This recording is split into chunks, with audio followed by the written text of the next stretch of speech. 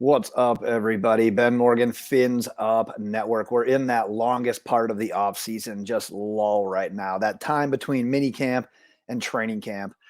That's exactly what we're here for. That's what you can rely on us for, to scratch that Miami Dolphins itch that I know you have. Today's training camp preview video is going to focus on the top surprise cuts that the Miami Dolphins may need to make come time for determining that final 53-man roster, which we will obviously have more on throughout all of training camp, throughout preseason. And then as the season gets started, we'll really dive into this. But before I get to mine, got to hear yours. Go ahead, drop your top surprise cut candidates in the comments below. Curious to see who would be on your list in regards to this specific topic. But I'm going to jump right into it with wide receiver Cedric Wilson. Now, this is a hot name, maybe not only for a potential cut, but more so what the team would want to do. What I think they would rather do is trade him. And we've been hearing about this, what feels like forever now, but especially right when free agency started and then leading up to the NFL draft, and just couldn't find any suitors. And part of that's because of his contract as well. So the Dolphins would love nothing more than to be able to just kind of trade, unload that entire salary onto another team. But so far, it's been a no-go.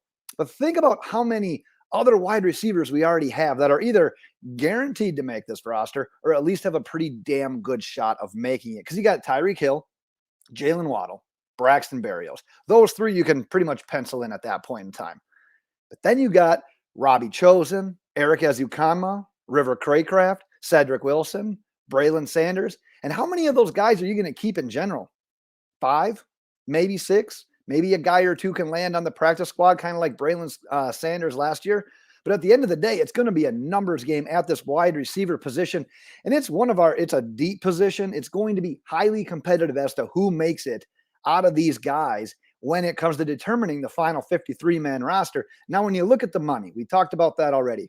He's due $8 million in 2023, which is the second biggest cap hit of all Miami Dolphins wide receivers this upcoming season. But the thing is, it's not even like it's Cedric Wilson's fault for the lack of production, the lack of snaps just in general. He was brought in, he was signed as a free agent before the Tyreek Hill deal.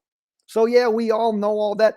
This is kind of a thing that we brought him in for one job, and now we're asking him to do another job. So like I said, it's really, end of the day, it's not his fault. He's just kind of falling victim now to other circumstances that happen, circumstances by the name of Tyreek Hill. So you're not really going to get the snaps over that guy. You got Tyreek, you got Waddle, you got Berrios. You've got other guys that are either shining already this offseason or guys you want to invest in, which could leave Cedric Wilson kind of on the outside looking in. Let's go to my second guy. And I'll tell you right now, Malik Reed would probably be the biggest surprise of my three. And I'm going to say this right here as well. These three that I'm going to talk about, they're not obviously guaranteed to be cut. They're just guys that maybe could be on the chopping block. I should have said this to begin with. Could be on the chopping block that aren't like your guaranteed guys that are absolutely going to get cut. These guys are probably worthy of a roster spot, but at the end of the day, may not end up making that final 53-man roster. But we'll talk about Malik Reed. This offseason signs a 1-year, $1.2 million deal. Along with that, he gets reunited with the former defensive coordinator. He spent time in Denver, had some of his best seasons with Vic Fangio. Go back and check out some of his tape with his time in Denver. It's actually fairly impressive. He's got some pretty good moves coming off of the edge. But what's this one boil down to?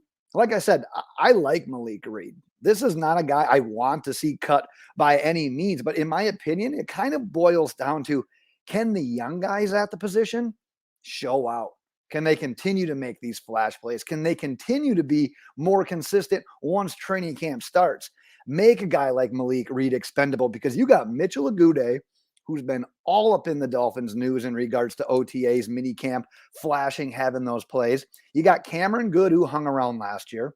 And then you still got Garrett Nelson, who's been making plays in OTAs. And Zeke Vandenberg, who had an unbelievable season. His last year, I believe, is at Illinois State. I'm sorry if I'm wrong. Correct me in the comments if I'm wrong there on that one.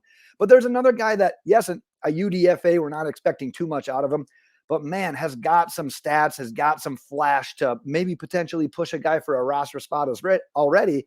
And then ahead of him, You got Jalen Phillips. You got Bradley Chubb. You got Emmanuel Ogba. You've got these guys that are already locked in for numerous snaps, impactful snaps, the most meaningful snaps.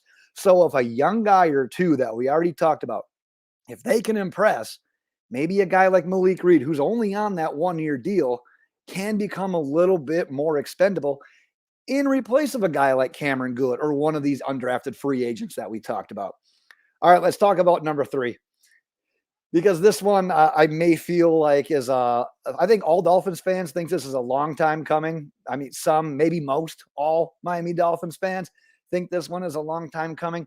Noah Igbinoghene has essentially been living on borrowed time since being the 30th overall pick in 2020, and for good reason. Usually guys that have that high draft capital, they get that extended borrowed time. But from what we've seen from Noah Igbinoghene on the field, training camp, all the years that he's been in the NFL, you could legitimately say he's been hanging around simply because of the draft capital that was originally invested in him. Money-wise, he's due $3.5 million this year. He would have a dead cap hit of $2.4 million. But the problem about keeping a guy like Noah Igbinoghene on the roster this year, on the last year of this rookie deal, is the potential of who you may have to part ways with if you keep Noah Igbinoghene. Because like we did for the wide receivers, there's some guys that are either guaranteed or have a good chance of making this roster. Jalen Ramsey, Xavier Howard, Cam Smith, obviously they're making it. Nick Needham should make it. Maybe he begins the year on the PUP. Regardless, we know what we're getting out of Nick Needham. Kader Kohu, obviously going to make it. You got True Williams, who's now getting reps at cornerback and safety. That versatility is going to bode well for him. And then you still got the guys he had last year. Keon Crossan, Elijah Campbell, Justin Bethel, who you don't want to rely on them all the time. We saw what happens if you rely on them a little bit too much last year. But man, they all stepped in at certain points and times and played meaningful snaps and did a decent job, as good as we could have asked from them. And then you still got Bryce Thompson, who it's only like 1 or 2 mini camp reports that we got, but he had some flash plays as well. He's definitely on the outside looking in. But in regards to Igbinoghene, I mean, we knew he was raw when he was drafted. He was new to the position. He had the athletic traits. He had that skill set, what you look for at the position. He just didn't have the reps. He didn't have the experience when it comes to playing the cornerback position. Quite honestly, just never really got the chance to develop with that skill set. And honestly, I'm not sure that he ever fully recovered from just that baptism that Stephon Diggs gave him early in the season a few years back. That's all we think about now when we think about Noah Igbinoghene, is him just getting burnt and just toasted over and over and over in that game against Buffalo by Stephon Diggs.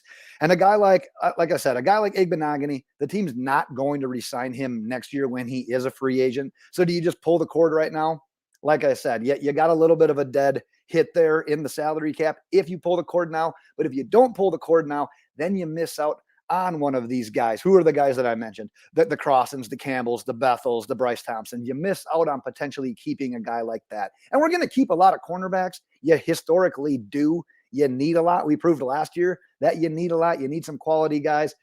I'm just not quite sure that Noah Igbinoghene falls into that category anymore of a quality guy. And he's at some point going to run out of borrowed time. But those are the 3 that I have for surprise cut candidates. Go ahead, drop yours in the comments as well. Curious to see who your nominations are. But that's what I've got for today, Miami Dolphins fans. And until next time, fins up.